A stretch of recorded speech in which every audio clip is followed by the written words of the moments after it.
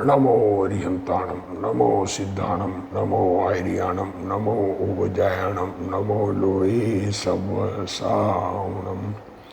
ओंकार बिंदु संयुक्तम नित्यम ध्यायन्ति योगिनः कामदम मोक्षदम चैव ओंकाराय नमो नमः।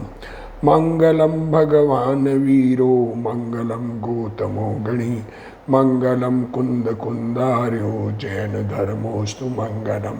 सर्वमंगल मांगल्यम सर्वकल्याणकारकम प्रधानम सर्वधर्माणम जैनम जयतु शासनम। नमो तीर्थनायक ने नमो ओंकार नाद ने ओंकार संघर्यो जैने नमो ते कुंद कुंदने। अहो उपकार जिन वर्णो कुंदनो ध्वनि दिव्यनो जिन कुंद ध्वनि आप्या अहो ते गुरु कहाननो।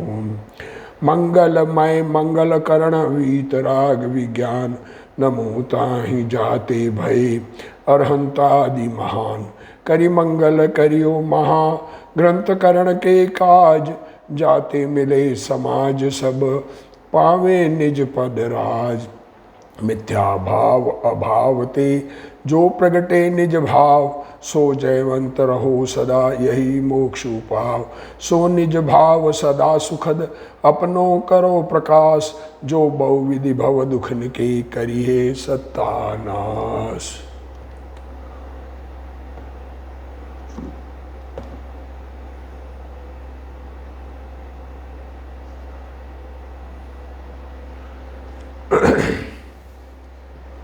मोक्ष मार्ग प्रकाशक ग्रंथ पूज्य गुरुदेव श्री कांजी स्वामी के प्रवचन भाग 3 पेज 356 356। व्यवहाराभाषी का प्रकरण चल रहा है। आत्मा का अनुभव नहीं है, आत्मा की जानकारी नहीं है और अपने आप को धर्मात्मा मानकर बाह्य क्रिया में रचपच रहा है, उसकी बात चल रही है। उसके प्रकरण में अब गुरुदेव श्री सच्चा जैनी कौन होता है उसकी भी बात कर रहे हैं। देखो क्या कह रहे हैं, देखो वापस ये पैरा एक पैरा वापस करेंगे अपन 356 पर तीसरे नंबर का पैरा। जब भगवान आत्मा अपने स्वरूप में स्थिर होता है तो राग का नाश होता है। देखो क्या क्या कह रहे हैं। राग को मिटाना, राग पर डंडा मार के राग को मिटाना है, ऐसा जोर नहीं करना है। पुरुषार्थ क्या करना है, अपने आत्मा को जानकर आत्मा में एकाग्रता करना। देखो अपने स्वरूप में स्थिर होता है तो राग का नाश होता है और तब चारित्र प्रकट होता है। तब उसने राग को जीता ऐसा कहा जाता है, कथन है राग को जीता, पर राग को की तरफ देखने वाले का राग नहीं मिटता है। इसलिए जैन अर्थात जीतना यह व्यवहार है। जैन अर्थात जीतना यह कहना व्यवहार है। समय सार की 34 व 35वीं गाथा में कहा है कि राग का त्याग भी नाम मात्र है। राग का त्याग कहने का है, वास्तव में क्योंकि राग का त्याग नहीं किया है। राग तो अपने से जुदा पड़ा है चैतन्य भगवान से। चैतन्य भगवान को अपना मानकर स्थिरता की तो राग उत्पन्न नहीं हुआ। राग तो एक समय पर्याय में हो रहा है, दूसरे समय उत्पन्न नहीं हुआ, उसका नाम राग का नाश। जो राग उत्पन्न हो गया उसको नष्ट कहाँ से करेंगे हम। वस्तुतः त्याग प्रत्याख्यान नहीं है। देखो प्रत्याख्यान कह रहे हैं, प्रतिज्ञा कह रहे हैं, पूर्व का त्याग कह रहे हैं। प्रतिक्रमण, आलोचना और प्रत्याख्यान। प्रत्याख्यान पूर्व के राग का, आलोचना वर्तमान का और प्रत्याख्यान भविष्य का। तो त्याग प्रत्याख्यान नहीं है, ज्ञान प्रत्याख्यान है, ऐसा कहते हैं। देखो क्या कह रहे हैं, समझ ठीक हो जाना, अपनी समझ में चैतन्य भगवान ख्याल में आ जाना। यह तत्व दृष्टि से जैन की व्याख्या है। आत्मा राग को और विकार को जीतता है ऐसा कहना भी नाम मात्र है। क्योंकि आत्मा के ज्ञान में स्वरूप में लीन होने पर राग छूट जाता है। आत्मस्वरूप में लीन होते तो राग उत्पन्न नहीं होता, इसका नाम राग छूट गया। इसलिए ज्ञान ही प्रत्याख्यान है। आत्मा की पर्याय में संसार होता है। संसार कहाँ है?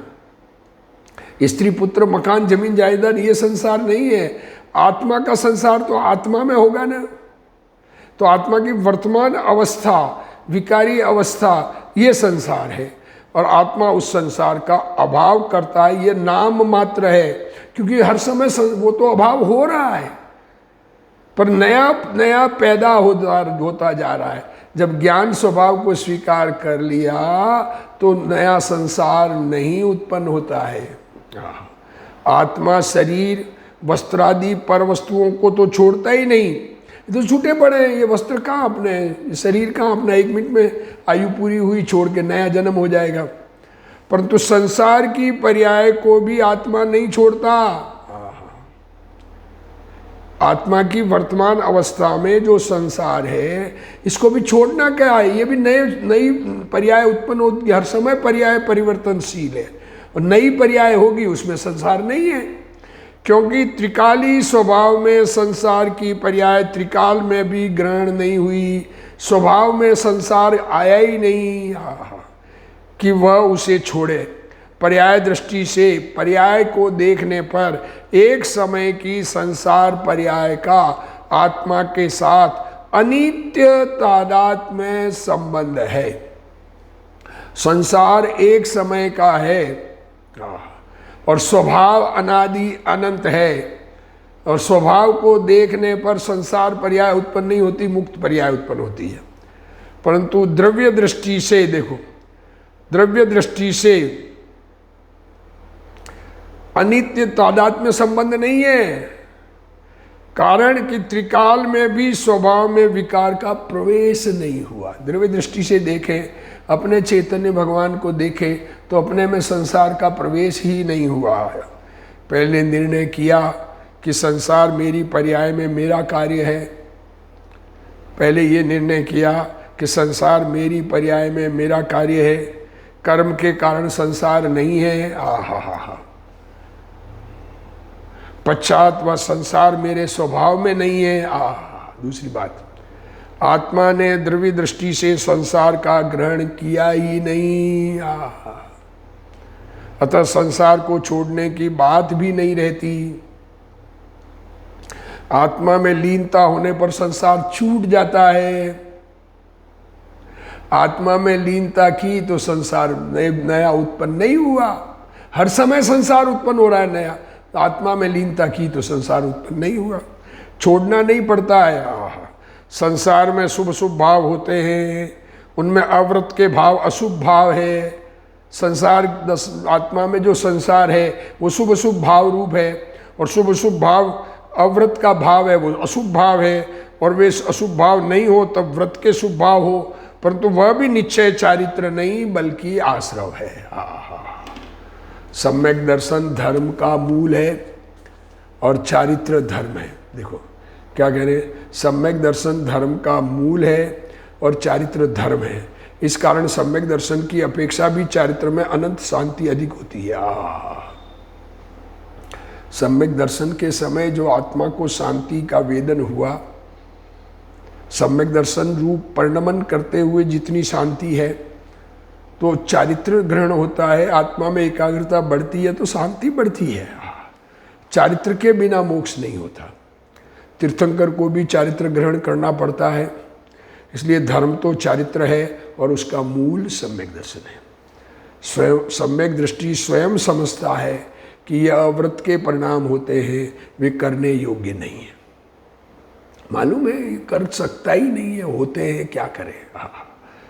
अव्रत के परिणाम होते हैं, उनको सम्यक दृष्टि जानता है।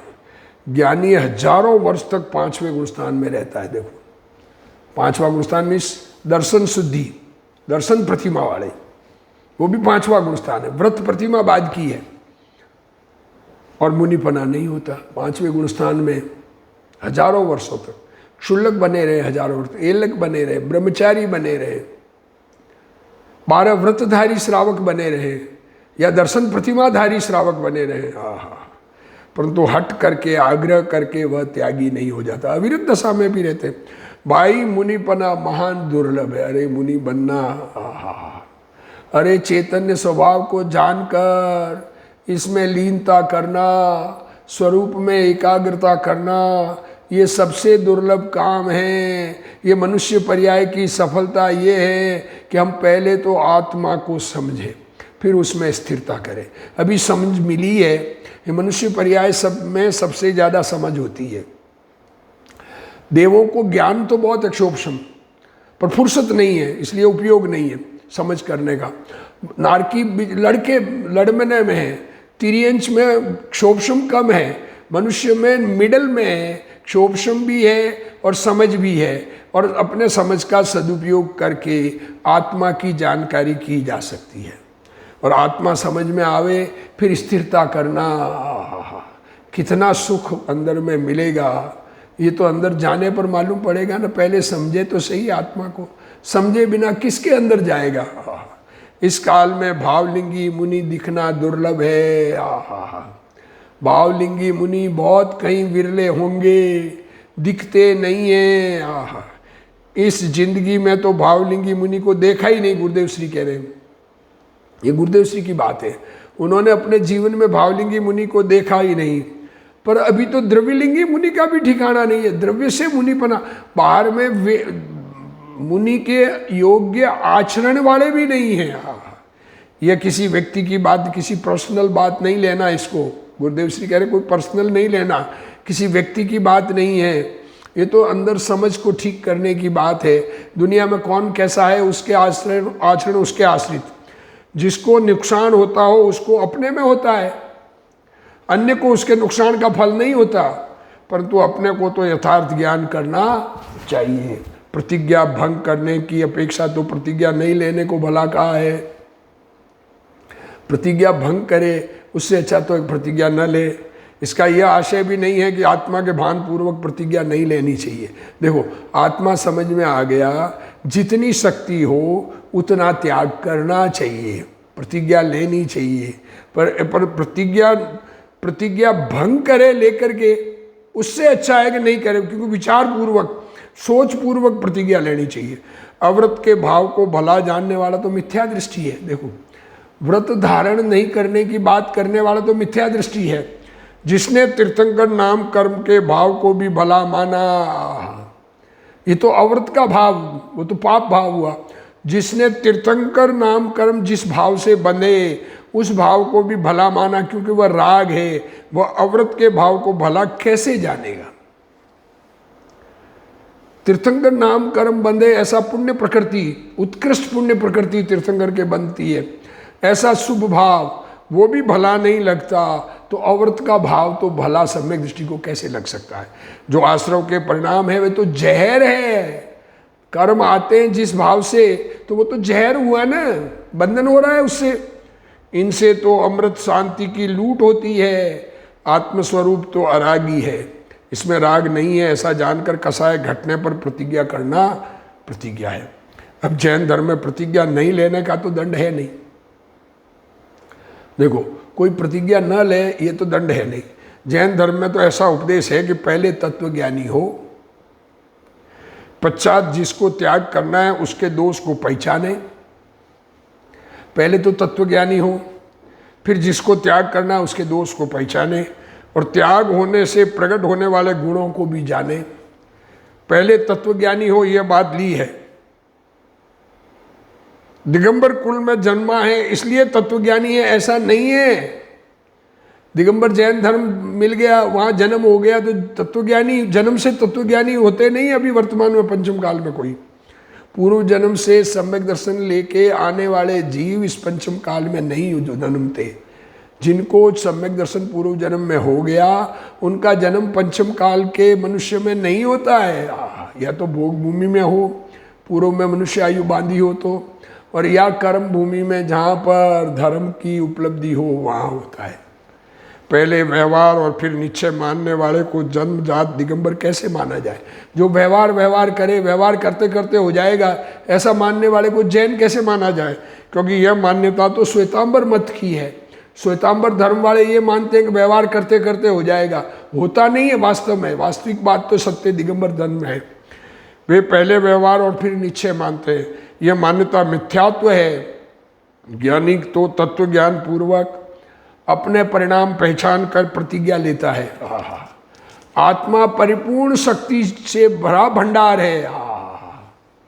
एक बार नजर तो करे यार, एक बार देखने का यत्न तो करे, अपने आप को देखने का यत्न करना है।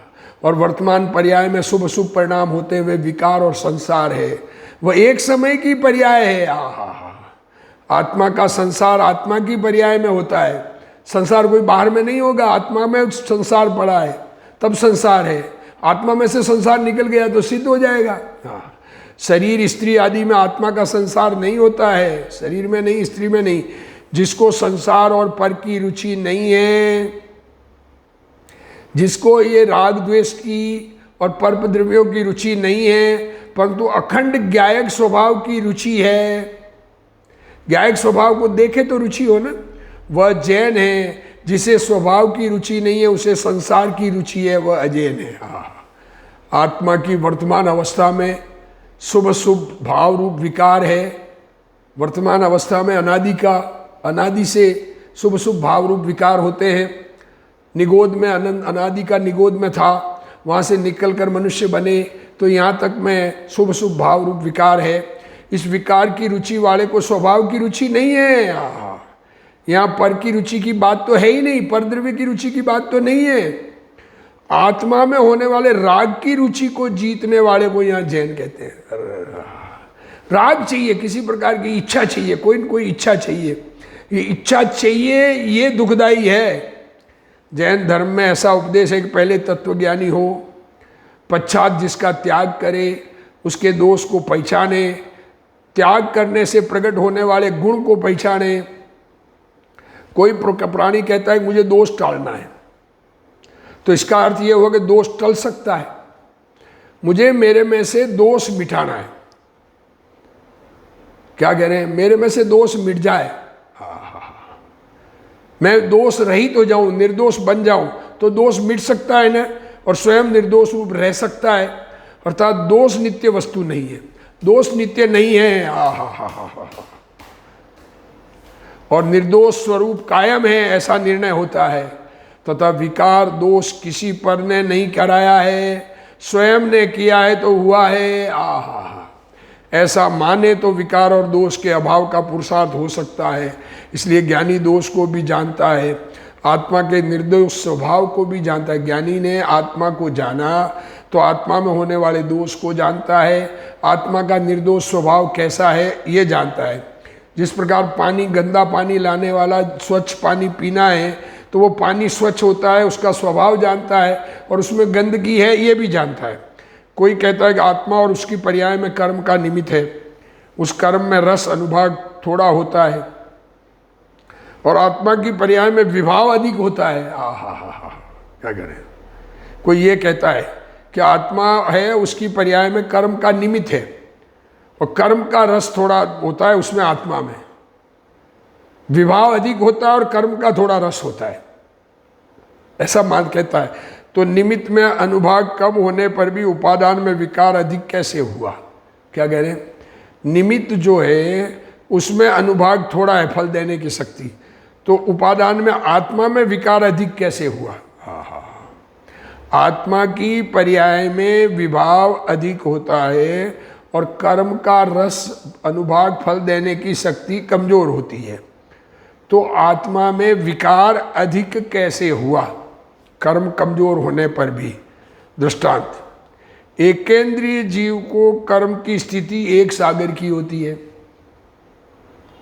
एकेंद्रीय की, और जब वह मनुष्य आयु बांधकर मनुष्य होता है तब अंत कोड़ा कोड़ी सागर की कर्म की स्थिति बांधता है। तो यह विशेषता कहां से हुई? क्या कह रहे हैं? एक सागर की होती है एकेंद्रीय की, और मनुष्य होता है तो अंत कोड़ा कोड़ी सागर की स्थिति बांधता है। उत्तर, कर्म के उदय के प्रमाण में आत्मा को विकार करना ही पड़ता है, यह बात मिथ्या है। क्या कह रहे हैं?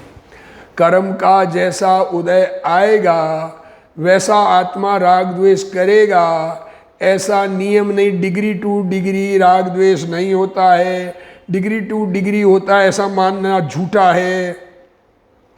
ये दृष्टांत ऊपर जो प्रश्न है उससे सिद्ध होता है। देखो यहाँ उस प्रकार का निमित्त नैमित्तिक संबंध कैसा होता है इसका भी जिसे पता नहीं है, निमित्त नैमित्तिक संबंध की बात ही जिसे पता नहीं है उसे आत्म तत्व का पता नहीं होता। कर्म और विकार दोनों स्वतंत्र है। आत्मा में होने वाले विकारी परिणाम और कर्माण वर्गणा से बने हुए कर्म, ये दोनों स्वतंत्र है। श्वेतांबर और स्थानक वासियों में तो ये मान्यता प्रचलित ही है कि कर्म के कारण विकार होता है। श्वेतांबर तो ये मानते ही है, परंतु दिगंबर में भी अधिकांश लोग कर्म के कारण विकार होना मानते हैं। वस्तुतः इन दोनों की एक ही जाति है। दिगंबर में भी वही माने, श्वेतांबर में भी वही माने, तो सच्चा धर्म दोनों ने नहीं माना। मनुष्य गति में कर्म की स्थिति अधिक होती है और जब निगोद में जाता है तो घट जाती है। लो देखो स्थिति, टाइम,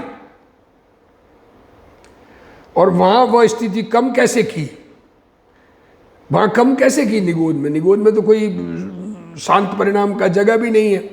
इसलिए निश्चित होता है कर्म और विकार दोनों भिन्न भिन्न स्वतंत्र रूप से परिणम रहे हैं। कर्म के कारण तीन काल में भी विकार नहीं होता। सातों तत्व स्वतंत्र और भिन्न भिन्न हैं। जीव अजीव आश्रव बंध संवर निजरा मोक्ष, ये सात है तो सातों जुदे हैं। ऐसा निर्णय नहीं करने वाले को तीन काल में भी आत्मा का ज्ञान नहीं हो सकता। एक दूसरे में मिक्स करे तो सच्चा आत्मा का ज्ञान नहीं होता।